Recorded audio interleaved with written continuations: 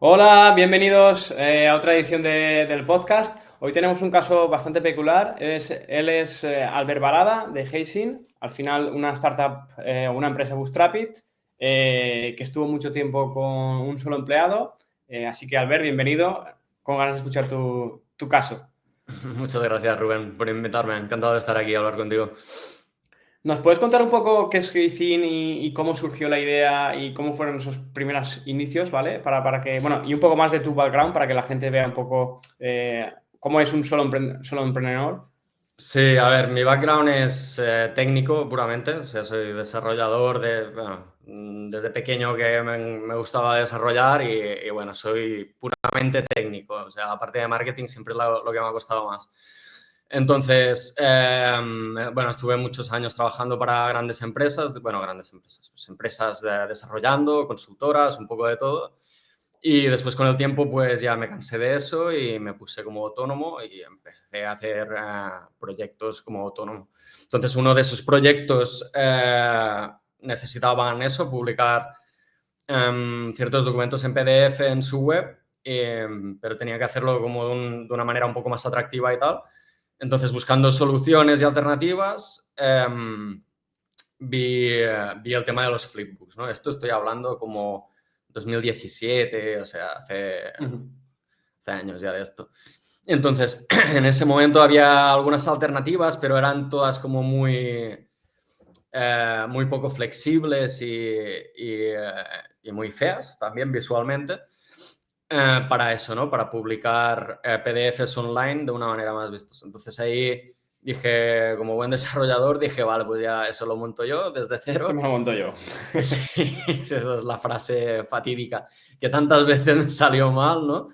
Lo típico que suele salir mal, pero en este caso salió bien. Y nada, y ahí monté Hazing, que es eso, es una herramienta para publicar catálogos, revistas, folletos, publicaciones en general online con un efecto así como de cambio de página, con interacciones, multimedia, o sea, vídeos, audio. Y bueno, y aparte una vez lo tienes publicado te ofrece como más funcionalidad, ¿no? O sea, tienes un catálogo, por decir algo, o una revista, entonces tiene las analíticas de visualización de cada página, pues tanta gente se ha quedado en la primera página, tanta gente ha llegado a la tercera, entonces pues cómo aplicar estrategias para mejorar el contenido también, Ujú. pues no sé, añado ganchos en esa página donde se cae más gente o cosas de este estilo. O otras cosas como formularios para recolectar leads y cosas por el estilo. Y bueno, eso es Hazing. ¿Quién- ¿Quiénes son tus clientes? Al final, ¿a qué tipo de clientes sueles ir? Sí, a ver, es bastante horizontal el tema, ¿eh? Porque es que al final tú tienes un PDF y quieres compartirlo online, o sea, compartir el PDF normalmente, o sea, si necesitas que eso sea atractivo de alguna manera, entonces ya no puedes enviar el PDF, ¿no? Entonces es bastante horizontal, pero al final es gente, sobre todo de marketing, cualquiera que necesite montar un catálogo. Después también hay mucha gente del sector de la educación para intentar aportar como esa función, o sea, ese físico de pasar la página al mundo digital, ¿no? O gente de marketing, educación, en el real estate también hay mucha gente, sobre todo americanos, porque al final son SMBs, son pequeñas empresas autónomos, mi cliente. Y Ujú. entonces, eh, de real estate también hay mucho, o, no sé, ¿qué más hay? Sobre Pero todo. suelen ser pequeños clientes, ¿no? Sí, sí, sí, siempre son autónomos o pequeña empresa. Vale. A ver, también hay algunos grandes, o sea, por ejemplo, hace poco entró Puma o ¿quién más? No sé, muchos, Decathlon también, bueno, Decathlon Ujú. Francia, no sé, grandes también hay, pero la gran mayoría de clientes son pequeños o autónomos. Ujú. ¿Y es onboarding automático? O sea, Product Growth, lo tienes todo. El Sí, usuario entra sí, y se registra y paga, entiendo, ¿no? sí, sí, o sea, es así. O sea, tiene que ser así porque, claro, en el equipo estoy yo solo y una persona en soporte. Entonces, si no fuese autoservicio, esto sería imposible de manejar y ya bastante cuesta con todo el soporte que te llega, ¿no? Pero todo el onboarding, aparte es modelo freemium, entonces eh, la idea es siempre que el usuario pueda ver absolutamente todo, o sea, puede hacer todo prácticamente de manera gratuita. Y entonces, para hacer pues ciertas cosas tiene que saltar a pago. Limitas por funcionalidades, ¿no? Hay funcionalidades un poco... Bueno, prácticamente puedes hacer casi todo, ¿no? Y luego las funcionalidades más top sí que es donde monetizas. Sí. Y aún así, las funcionalidades más top, por poner un ejemplo de cómo estoy intentando siempre de que la gente pueda ver absolutamente todo antes de pagar, es, por ejemplo, una de las funcionalidades es que puedes crear como estanterías de flipbooks, ¿no? De publicaciones. Entonces, eso solo puedes hacerlo en el plan más caro, pero tú puedes crearlo, verlo, cómo te va a quedar todo, pero te limita a la hora de compartir. Es decir, el usuario como que puede probar todo antes de decidir si va a pagarlo o no. Entonces, eso pues reduce la presión de soporte, mejora también la conversión porque quien llega ya está bastante cualificado y bueno, y eso. Genial. Oye, no sé qué números puedes contar por haceros una idea un poco del tamaño que tienes ahora para verlo. MRR o usuarios registrados o clientes. Sí, no hay problema. Lo comparto normalmente. Está ahora Hacing en 140.000 de MRR. Que bueno, mensual sería un poco más porque la mayoría de suscripciones son anuales, entonces es como que el MRR va retrasado. Y son 20 y pico mil suscripciones activas de pago y ¿qué más te puedo decir? 150.000 usuarios, o sea, mouse. Usuarios activos mensuales, después visitas, todas las publicaciones, hay como 15 millones de visitantes únicos al mes. Sí, la última vez que lo miré hace igual un mes o así, pero estaría por ahí. Y no sé. Claro, una pasada. ¿Y cuántos sois ahora mismo en el equipo? Yo y una persona de soporte. Claro, Estamos. todos. Sí. Qué barbaridad de números. Sí, no, la verdad que sí. Pero bueno, este año yo creo que voy a empezar a contratar más y eso. Bueno, es el objetivo, yo creo. Es que no estoy muy seguro, pero la idea es que sí, poco a poco y con mucho cuidado, porque no, al final es un lifestyle business, ¿no? Y lo que no quiero es que deje de serlo. Claro, al final yo también creé así en este escenario con esa idea. Claro, dices un poco crecer, luego tienes equipo, pero claro, ya tienes que estar delegando cosas en el equipo, entonces tienes que estar encima del equipo, ya no trabajas tus horas, sino que tu trabajo es ahora gestionar el equipo, entonces, ¿hasta qué punto vale la pena crecer? La verdad que con ese MRR, pues... Claro, pues así. es que al final lo que no quiero es dejar de programar tampoco, ¿sabes? Porque es lo que me gusta, siempre es lo que he querido hacer y quiero seguir haciéndolo, aunque, claro, ya no tengo todo el tiempo que quisiera, encima si voy metiendo más gente, pues cada vez voy a hacer menos lo que me gusta. Claro. Y, Es lo que y suele bueno, pero pasar aún cuando así, montas un negocio. ¿Qué es lo que suele ya, pasar cuando montas un negocio? sí, le pasa a todo el mundo, yo creo. Pero bueno, al final también contratar es un poco, gestionar gente tampoco me ha gustado mucho nunca, porque como te decía, ¿no? Pues soy desarrollador en el ADN, pero aún así cuando contraté soporte fue como más sencillo de lo que esperaba. También tuve suerte, pillé a una persona que es genial, que me saca muchísimo trabajo, súper independiente, pero fue como más sencillo de lo que esperaba y a lo mejor, no sé, voy a tirar por ahí, yo creo. Oye, viendo un poco al final, ¿cómo fue este recorrido hasta llegar hasta ahora 140.000 euros de MRR? ¿Cuánto tiempo te llegó? ¿Cómo llegaron esas primeras ventas? ¿Y qué es lo que hizo un poco la palanca de crecer tanto? A ver, es complicado, ¿eh? Siempre que pienso eso, de ver qué fue, pues no sé, fue un poco todo. Pero bueno, empezó como en 2020, cambié, a ver, es que el proyecto llevaba como desde 2017 ahí publicado gratis. O sea, lo subí y yo seguía trabajando lo mío. En 2020 decido enfocarme un poco más y lo transformo ya en un SaaS y pues pongo las suscripciones y todo lo demás. Entonces, lo que ayudó muchísimo pues fue el modelo freemium. O sea, el modelo freemium en el mercado, lo que se ofrecía de manera gratuita era muy limitado todo. Y en cambio, pues llegué yo y ofrecía un plan free súper generoso. Y eso yo creo que ayudó mucho. Entonces, el producto está siempre pensado en que se comparta, ¿vale? En explotar al máximo el marketing que te puede hacer el modelo freemium. Es decir, yo qué sé, en cada momento, ¿vale? No hay nada de fricción para que la gente, pues, cree su primera publicación, para que la comparta, es decir, puedes crearla sin registrarte. O sea, puedes compartirla y sin registrarte hasta 7 días. Bueno, al principio era indefinidamente. Sin registrarte la compartías y ya está. Después con el tiempo eso lo he tenido que ir cambiando. Bueno, y muchísimas cosas de esas, ¿no? Y nunca eliminaba, aunque yo lo decía en la web, nunca eliminaba contenido que recibía visitas, ¿no? Porque si recibía visitas significaba que alguien lo había publicado en algún sitio. Entonces, aunque fuese en contra del modelo de pago, iba a favor de la parte freemium. ¿Sabes? No sé si me explico, si me estoy Sí, sí, explicando sí. bien. Pero todo lo que era atraer visitas de una manera o de otra, eso, o sea, lo potenciaba todo lo que podía. Y aparte de eso, pues el SEO. O sea, desde el principio y en todo momento trabajando el SEO y, bueno, publicando backlinks en todos los sitios que podía al principio y, y avanzando desde ahí.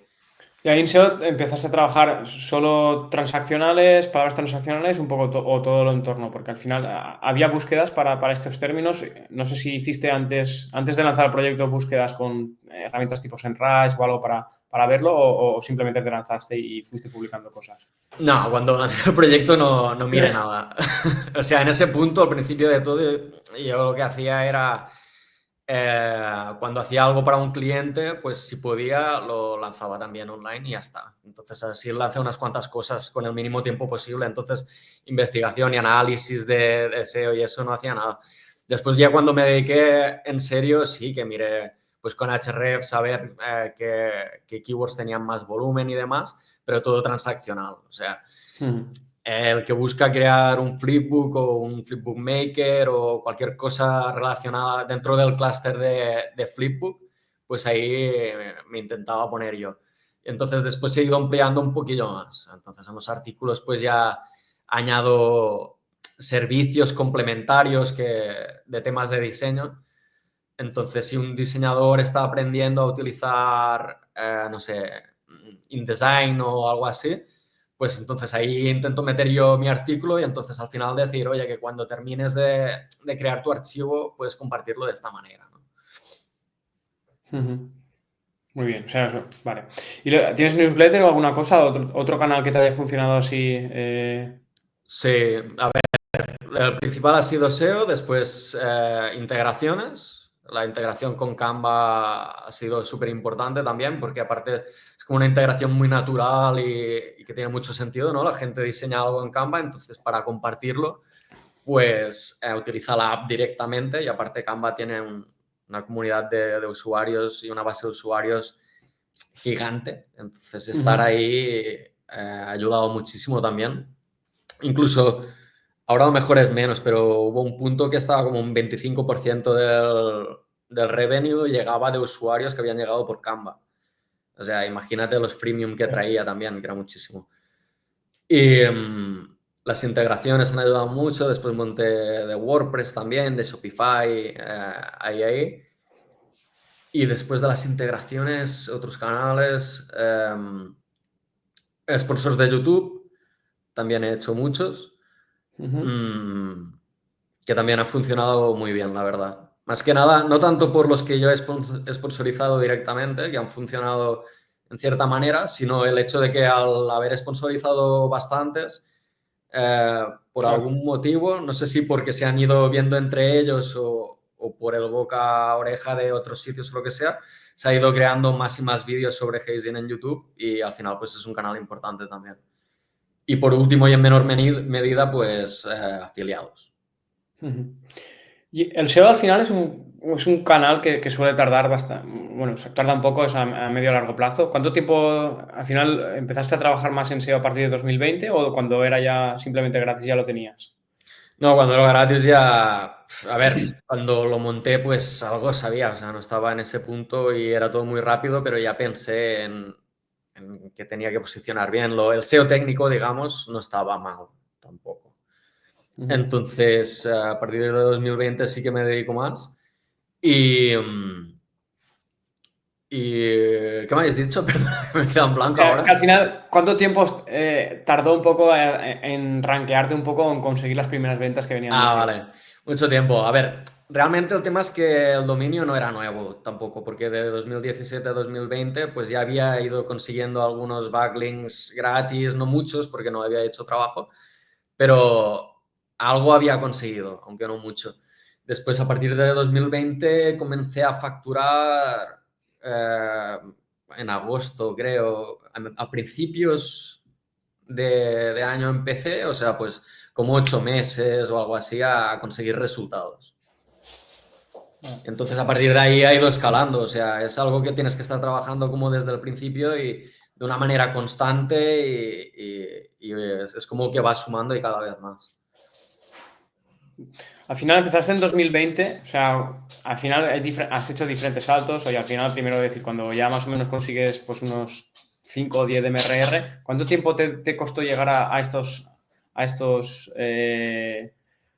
números, digamos?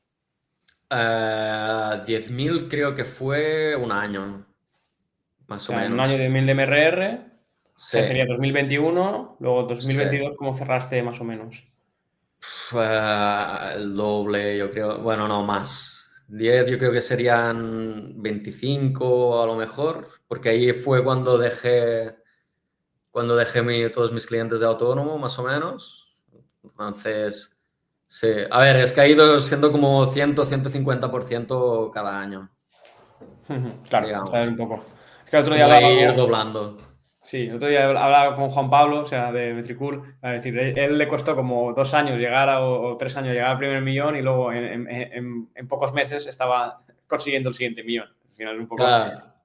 Bueno, y encima ellos, que claro, con el equipo que han montado y demás, pues todavía han acelerado más, ¿no? Pero, claro, es un caso espectacular el suyo. Entonces, Bueno, pero el tuyo también, ¿eh? Son dos extremos que, o sea, sí, es muy diferente. Sí. Entonces, claro, es que al final tú lo miras, ¿no? Y un 10% de 1.000, pues es poco, ¿sabes? Pero al final el porcentaje es el mismo, ¿no? Pasa que los números cuando más grandes son, pues más grande es el incremento, pero tú lo miras en porcentaje y crece no tan rápido. Ya y tiene al sentido. final, con este crecimiento, a nivel de sistemas, ¿tuviste algún problema? ¿Tuviste que definir arquitectura? O sobre todo ha sido support el principal cuello de botella? No, a ver, el principio el cuello de botella ha sido siempre el soporte, que me iba quitando cada vez más tiempo. Después, claro, pues he tenido que ir aprendiendo muchas cosas porque de sistemas pues yo sabía lo justo, pero al final es un poco esa AWS, ¿no? Sobre todo al principio, después ya lo trabajé más, pero al principio era pues subo la instancia y se acabó. ¿Sabes? Me entra un cliente grande, pues me meto en AWS. O tengo problemas de rendimiento, en lugar de decir pegarme ahí la currada y redefinir toda la arquitectura, de oye, pues subo de máquina y ya está. Eso Claro. lo hemos hecho todos. Sí, sí, sí. Siempre que ves que te compensa la pasta que te va a costar, pues subes la máquina y ya está, ir tirando. Y después con el tiempo, pues sí, pero más por el tema de seguridad, ¿no? Y de que cuando haya alguna caída, pues yo qué sé, pues tener más de una instancia para cada base de Sí. datos, para procesos, para la web, o sea, tenerlo un poco separado. Al principio, pues era todo a saco en una sola instancia y se acabó. Después con el tiempo, pues lo he ido separando poco a poco, que han duplicando servidores y demás para eso, para las caídas, porque claro, llega un momento que tienes muchos clientes, ¿no? Y una caída de 5 minutos o de 10 minutos, pues son, yo qué sé, 50 tickets de soporte. Y dices, joder, es que estoy aquí, ¿sabes? Solo por el hecho de no hacerlo bien estoy jodiendo a mis clientes, ¿no? ¿Cuál es el problema más grande que te has enfrentado respecto a problemas técnicos o alguna crisis reputacional o alguna cosa? Pues no sé, la verdad. No sé qué Eso decirte. es, eso es bueno. Eso es No sé, es que estoy apagando fuegos todos los días, ¿sabes? Reputacional no, porque al final yo no soy público, soy un tío que está en su cueva desarrollando y ya está. Entonces, no sé, el mundo de las reviews y eso tampoco es un producto que sea súper visible, ¿sabes? El que lo necesita lo usa y ya está. Entonces, reputacional no veo yo cómo puede ahora mismo haber ningún problema. A nivel técnico sí que me he encontrado pues mil problemas, pero tampoco... No sé. Una cosa que quería preguntarte del freemium, con entrar en detalle. Muchos al final tenemos miedo un poco en meter el freemium, porque al final piensas un poco que te va a consumir demasiados recursos y no sabes un poco si te va a convertir. Las tasas de conversión suelen ser bajas y no sabes muy bien dónde meter la tijera y dónde cortar el plan de pago. ¿Cómo tú desde el principio te funcionó? ¿Qué consejos nos podrías dar un poco a los que tenemos un poco de respeto al plan freemium? A ver, es que merece la pena, ¿sabes? A ver, depende del producto, ¿no? Al final es si el hecho de ser freemium te va a generar, te va a hacer el marketing por ti, pues entonces ahí a saco. O sea, si en productos como Hazing, ¿no? Que cada persona que lo comparte le está haciendo marketing, porque al final el que lo recibe está viendo pues la URL o está viendo el logo o...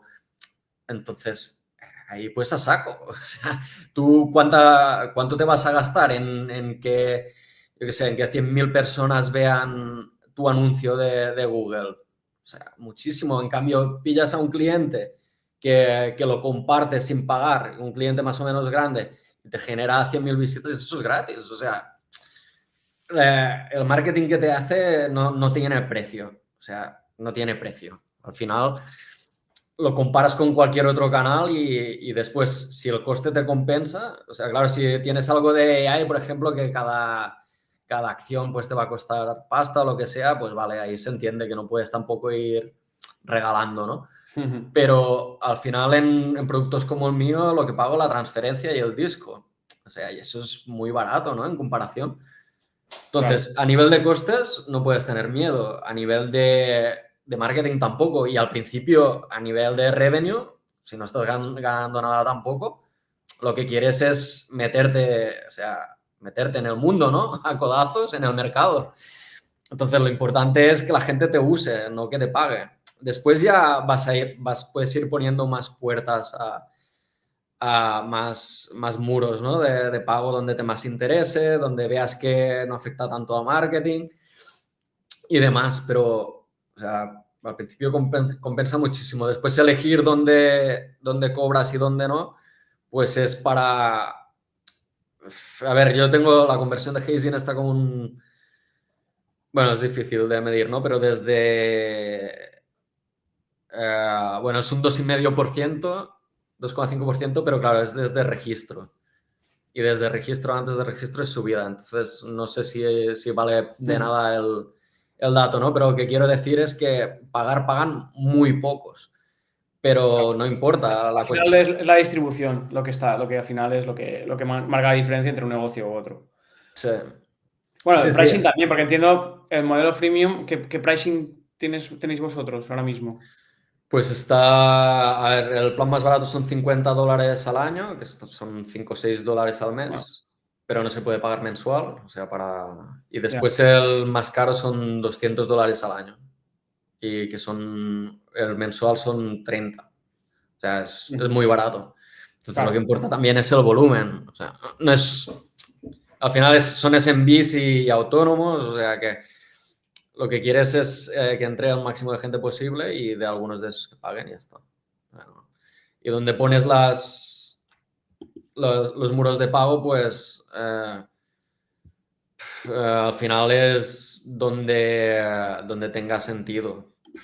O sea, al principio es algo que sea muy importante. Por ejemplo, yo lo limité en el número de publicaciones, aunque, como te digo, tampoco lo limitaba realmente. O sea, la gente podía subir más, pero cuando subías más, pues te salía un aviso ahí constantemente, oye, paga, que si no te las eliminamos. Entonces, la gente, pues, si le está resultando útil, va a tender a pagar. O sea, tienes que buscar una funcionalidad que necesiten, pero ser generoso de todos modos y que sean power users los que te paguen, no los casuales. No sé. Pues sí. Oye, entrando un poco en la parte de lifestyle business, ya para ir un poco cerrando y la parte de bootstrapping, entiendo, o sea, ¿qué inversión lo hiciste tú? O sea, al final entiendo que tu tiempo, metiste algo de pasta para marketing, ¿cómo fueron un poco los inicios o simplemente con la MRR te ibas financiando? No, o sea, a pulmón 100%. O sea, bootstrapping y ya está. O sea, lo que muchísimo tiempo, eso está claro. Después de mi trabajo de autónomo, pues le echaba pues 4 horas más al día en esto. Y después iba dejando clientes poco a poco y pues horas y más horas. Y todo lo que sacaba pues lo reinvertía. Al final, a ver, también el otro canal que no he comentado es los Google Ads, que al principio lo probé, no me funcionó mucho, pero después también eh, lo he ido potenciando todo lo que he podido también. Y, eh, y bueno, y eso, no, tiempo y ya está. Y al final, ¿por qué decides un poco, al final con los números que tienes, pues al final podrías montar equipo, conseguir inversión, ir a saco con todo? ¿Por qué decides montar un lifestyle business y no, oye, hacer una empresa súper grande? Bueno, que ya es bastante grande, pero decir, oye, todo o nada. No sé, porque no lo necesito. También es verdad. O sea, al final te vas a meter en inversión y... Pero bueno, por ejemplo, Juan Pablo lo hizo al final bastante... Bueno, cuando ya tenía cierta atracción y bueno, ahí le sirvió un poco también para recoger frutos de todo el trabajo hecho. Sí, no, y a ver, y a lo mejor termino ahí también, ¿sabes? A lo mejor estoy en el punto en el que estaba Juan Pablo al principio. O sea, en el punto en ese en el que todavía no tenía equipo y estaba él y su mujer y tal, ¿no? Eh, no sé, yo ahora mismo o hasta ahora, por lo menos, estoy haciendo lo que me gusta, cobro un buen sueldo, me motiva mucho porque ves cómo la gente lo usa, cómo va creciendo sin parar, o sea, lo disfruto. Entonces, cualquier cosa que pueda cambiar el hecho o sea, que pueda hacer que yo no lo disfrute tanto, gestionar gente no me gusta. Entonces, si tengo que hacerlo, lo voy a hacer, ¿no? Pero es como una amenaza a mi calidad de vida. Claro. Entonces, Claro, porque has montado, hablando un poco ahora que dices de calidad de vida, has montado un negocio, un lifestyle business, pero claro, tienes muchos clientes, ya bastante volumen, con solo 2 personas. ¿Cómo es tu día a día? ¿Cómo gestionas todo esto? mi día a día, bueno, apagar fuegos todo el día. No, al final, a ver, al principio del día normalmente lo que hago es los tickets técnicos, porque al final en soporte pues llega mucho volumen que son dudas o cosas, pero después también hay cosas técnicas, ¿no? Pues cuando hago esto concretamente con este formato de PDF, tal, pues entonces ahí me meto yo y soluciono lo que tenga que solucionar o sigo trabajando en lo que sea. Después, es que hago de todo. Depende del día. No tengo tampoco una organización, ¿no? Pero normalmente tengo como tickets pequeños que intento ir trabajando cada día un poco. Después tengo funcionalidades grandes que normalmente lo trabajo más a saco por semanas o menos. Y después, pues toda la parte de marketing, pues revisar que los ads sigan funcionando bien, con todos los mails que tengo con toda la gente que he contactado para hacer sponsors o para hacer links o para hacer lo que sea, pues eso es cada día al principio del día también después de los tickets normalmente. ¿Y qué más? No sé, después el tema del sistema cuando toca. Normalmente eso entra en la parte de funcionalidades grandes, ¿no? Pues yo miro, tengo la lista de tareas y lo tengo un poco distribuido en, pues, mantenimiento, crecimiento o retención, ¿no? Normalmente lo separo en estas tres cosas. No sé si tiene sentido o no, pero yo lo hago así. Entonces, normalmente de cada grupo, pues hay algo grande en lo que estoy trabajando en un momento dado. Muy bien. Bueno, sí, yo me organizo también por bloques. Oye, al final, ¿cómo te organizas un poco el balance? Porque al final la empresa ha ido creciendo mucho, balance vida personal, vida profesional, porque al final eso es una de las claves de mantener un lifestyle business. ¿Lo sigues manteniendo? ¿Cómo lo haces para intentar compaginarlo? Hmm. No, a ver, estoy mejor que antes, de hecho, porque, no sé, me pongo menos presión a mí mismo, yo creo, porque, no sé, pues la cosa va bien y he visto, o sea, lo compagino muy bien. Al final no me absorbe el trabajo, aunque podría, pues he aprendido con el tiempo a que no me absorba tanto el trabajo. Eso yo creo que ayudó mucho la primera vez que como que estuve de vacaciones de verdad, que claro, estuve mucho tiempo sin hacer nada de vacaciones. Entonces, a una de estas, venga, este año sí hacemos, no creo, no sé cuándo fue, a lo mejor en 2021 o en 2022, no sé. Entonces, estuve como una semana entera sin hacer nada, entonces solo resolviendo tickets graves, digamos, y no pasó nada. Entonces, vale, a lo mejor no creció tan rápido, pero o sea, una semana no se nota. O sea, y no pasó nada. Sí, Entonces y casi ahí, un mes también. A mí me ha pasado ahora que por temas familiares he tenido que parar un poco y da rabia un poco esa autoexigencia que nos imponemos que, oye, hay que hacer esta tarea, quiero hacerla antes de Navidades y luego ves que la terminas y te sale otra que casi con la misma urgencia y luego dices, no las haces. Yo hace un mes que tenía que haber hecho un par de cosas y por el niño y otras cosas pues no las he podido hacer y dices, es que no ha pasado nada. O sea, los 100%. clientes siguen estando ahí, pues igual tiene menos oportunidades de ventas y tal, pero bueno, es que al final el problema es que yo creo que es un poco tóxico el ecosistema este que creemos que todo se consigue rápido y las empresas se consiguen rápido y se hacen grandes rápido y la verdad es que llevan bastante tiempo, o sea, y bastantes horas, sacrificio y nada gratis. 100%. O sea, a ver, yo creo que estás 3 meses sin hacer nada, entonces ahí sí que lo vas a sufrir mucho. Pero por pillarte unas vacaciones una semana, 3 semanas, no va a pasar nada. Y aparte también lo que tú dices, lo de la familia tira mucho, ¿no? Yo tengo 2 peques, entonces ahí no hay discusión, ¿no? O sea, si tengo que hacer algo con los peques, el trabajo pues ahí se queda. Y no pasa nada, y poco a poco lo vas viendo, ¿no? Que la vida sigue y el negocio no se cae por eso. Pues sí. Oye, yo creo que Albert, hemos tocado muchos temas.